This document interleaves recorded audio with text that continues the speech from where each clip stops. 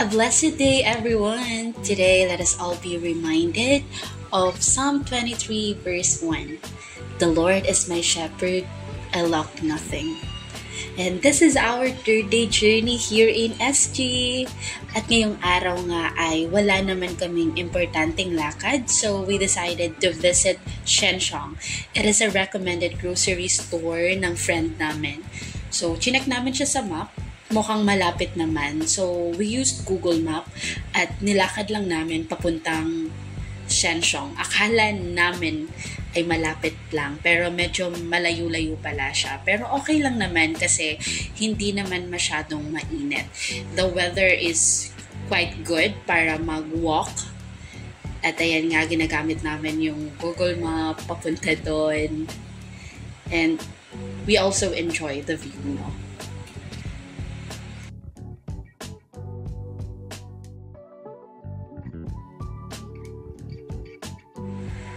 Meron pala ditong inaayos na MRT station.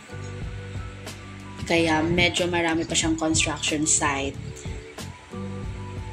At finally, narating rin namin yung Shengshong. Dito na kami. So we're going to check yung mga prices nila.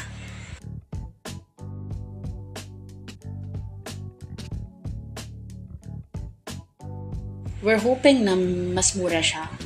At when we check it out, mas mura talaga siya. So, we actually asked assistance from the people around there kung ano ba yung mas magandang soy sauce since we're not really familiar kung ano ba yung lasa.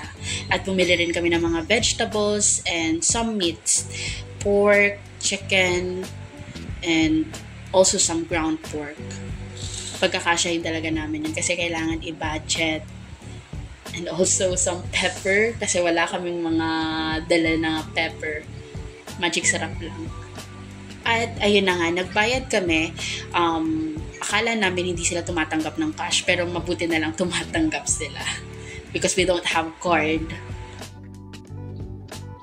So the amount is $70 yung binayaran namin.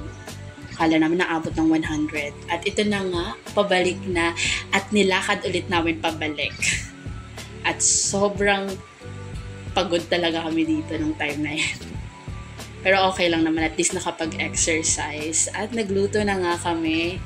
Ito yung una naming niluto dito. Masyadong high-tech yung mga gamit nila kaya hindi pa namin masyado alam. At bumili rin kami ng Nutella sa baba para doon sa tinapay na binili namin. We have a peanut butter, pero masarap pa rin kasi talaga kapag merong chocolate na palaman. Kaya naman bumili kami. And we're just having fun during that time.